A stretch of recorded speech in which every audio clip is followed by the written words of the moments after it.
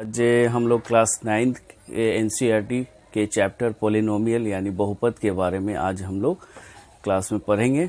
और इससे पहले भी बहुत सारे चैप्टर्स को हम लोग पढ़ चुके हैं, तो ये भी एक इम्पॉर्टेंट आपका चैप्टर है जो अलजेब्रा का एक चैप्टर है। ठीक है, बहुत इंटरेस्टेड टॉपिक है ये पोलिनोमियल और बहुत इजी है, इसमें बहुत ज़्यादा आपको मेहनत नहीं करनी पड़ेगी। ठीक है, थोड़ा सा सिर्फ इसका जो बेसिक टर्म्स वगैरह है वो आप समझते रहिएगा। मैं अक्सर बोलता हूँ कि आपके बेसिक और फंडामेंटल चीज़ आप मत भूलिए। अगर आप बेसिक चीज़ और फंडामेंटल चीज़ अगर आप भूल जाते हैं तो मैथ को बनाने में बहुत प्रॉब्लम आपको फेस करना पड़ेगा। ठीक है, ओके, अब स्टार्ट करते हैं। जैसा कि यहाँ पर लिखा हुआ है पोलिनोमियल, पोलिनोमियल। ठीक है, तो पोली एक वर्ड है और नोमियल एक वर्ड है, यानी दो वर्ड मिलकर एक वर्ड को बनाया गया जिसका नाम है पोलिनोमियल। ओके, पोली का मतलब होता है बहु और नोमियल का मतलब होता है पद। अब पद क्या होता है वो हम समझेंगे।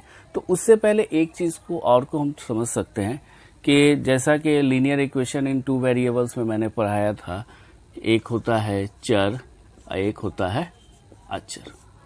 ठीक है, इस चीज़ को बहुत अलजेब्रा में आपको काम करेगा। ठीक है, तो चर का मतलब होता है वेरिएबल और अचर का मतलब होता है कांस्टेंट, यानी रुका हुआ। ये फिक्स वैल्यू है और ये अनफिक्स वैल्यू है, यानी इसका वैल्यू कुछ भी हो सकता है, इसका वैल्यू जो आपका दिया रहता है वही होता है। ठीक है, ये फाइंडिंग वैल्यू हो जाता है और ये फिक्स वैल्यू हो जाता है। एग्जाम्पल, इस वेरिएबल को दिखाने के लिए हम लोग किसी भी अल्फ़ाबेटिकल लेटर का यूज़ करते हैं और कांस्टेंट में कोई भी न्यूमेरिकल वैल्यू एक फिक्स होता है, चाहे वो इंटीजर नंबर हो, रियल नंबर हो, जो भी नंबर हो, नेचुरल नंबर हो। जैसे मान लेते हैं एक्स, वाई, ए, बी और सी एंड सो ऑन। कोई भी अल्फ़ाबेटिकल लेटर आप यूज़ कर सकते हैं, पी, क्यू, आर, कुछ भी आप यूज़ कर सकते हैं। कांस्टेंट में कोई भी वैल्यू होगा जो फिक्स होगा, वो आपका 2 हो सकता है, -2 हो सकता है, 100 हो सकता है, -1000 हो सकता है, इस तरह का सोन कोई भी वैल्यू हो सकता है। यानी ये फिक्स वैल्यू होगा, ये अनफिक्स वैल्यू होगा। समझिए बात को? ओके, अब ये इसका क्या रिलेटेड है मैं आगे आपको बताता हूँ। चलिए, अब आते हैं पोलिनोमियल। पोलिनोमियल से पहले एक टर्म होता है आपका होता है मोनोमियल। मोनोमियल एक होता है बाइनोमियल, एक होता है ट्राइनोमियल और उसके बाद पोलिनोमियल और भी होता है। ठीक है, ये सब में क्या है, ये नोमियल क्या है? नोमियल मतलब पद, मोनोनोमियल मतलब होता है एक पद। क्या होता है? एक पद, कोई एक पद होगा। बाइनोमियल मतलब बाई मने 2 होता है, नोमियल मने पद, यानी 2 पद। क्लियर? ट्राइनोमियल, ट्राई मतलब 3, नोमियल मतलब पद, यानी 3 पद। ओके, और हम लोग पढ़ रहे हैं पोलिनोमियल।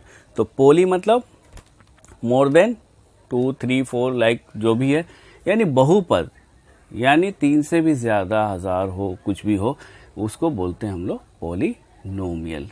इसको हम लोग बहुपद बोलेंगे। ठीक है, तो ये हमारा टॉपिक है बहुपद।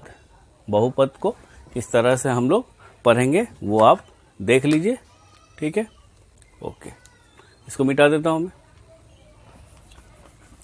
धीरे धीरे एक एक पॉइंट को हम लोग ले चल रहे हैं। बेसिक टर्म मेरा बताना मेरा काम है, और जब तक आप बेसिक टर्म नहीं जानिएगा आपको कहीं ना कहीं फिर दिक्कत हो जाएगा। अगर मैं चाहूँ तो डायरेक्ट क्वेश्चन से भी बता सकता हूँ, मगर वो कहीं ना कहीं किसी न किसी बच्चे को नहीं समझ पाएगा। अगर जो बच्चे पहले से पढ़े हैं तो हो सकता है उनको समझ में आ जाए, मगर उनके साथ फिर नाइंसाफ़ी हो जाएगा वैसे बच्चों के साथ जो बेसिक टर्म नहीं जानते हैं।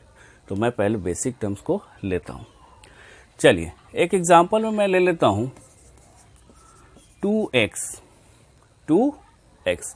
तब यहाँ पर बताइए कि चर क्या है और अचर क्या है। तो अब जैसा कि मैंने बताया अभी, ये अचर है और ये चर है, यानी ये कोई संख्या है, ये इनविजिबल नंबर है, यानी इनविजिबल संख्या है जो आपको दिख नहीं रहा, यही तो आपका वेरिएबल है। ओके, दूसरा में अगर आप देखिए, अब पहले समझ लीजिए 4xy।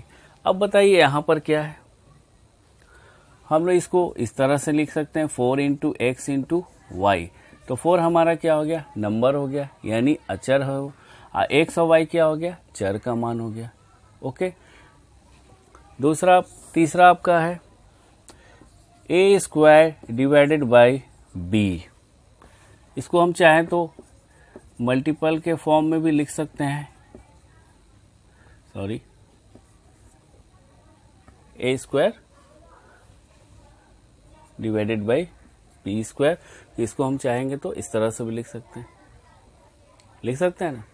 ओके, तो कहने का मतलब होता है कि पद किसे कहते हैं, पद का मतलब क्या हो गया। तो आप देखिए यहाँ पर पद का मतलब होता है चर और संख्याओं के गुणनफल को पद कहा जाता है। चर और संख्याओं के गुणनफल मतलब मल्टीप्लिकेशन का जो रिजल्ट आता है उसको ही हम लोग पद कहते हैं। तो यहाँ पर अगर आप एग्जाम्पल देख रहे हैं तो ये इसमें चर एक है और संख्या एक है, ये दोनों के बीच में क्या है, गुणनफल हो रहा है। तो इसका जो गुना हो रहा है, इसका जो गुणनफल निकलता है वो आपका क्या हो जाता है, 2x। यानी 2 को x के साथ अगर हम गुना करते हैं तो ये 2x होता है, यही हमारा पद हो गया। ठीक है, यानी नोमियल हो गया, एक पद हो गया। ये समझ गए बात को। मान लेते हैं 5 इंटू वाई स्क्वायर है, तो इसका गुणनफल क्या होगा, -5 स्क्वायर, -5y स्क्वायर हो गया। तो ये भी एक पद हो गया। तो इस तरह से चर और संख्याओं के गुणनफल को हम लोग पद कहा जाता है। ठीक है, तो नेक्स्ट क्लास में इसके आगे हम लोग बताएंगे। Thank you.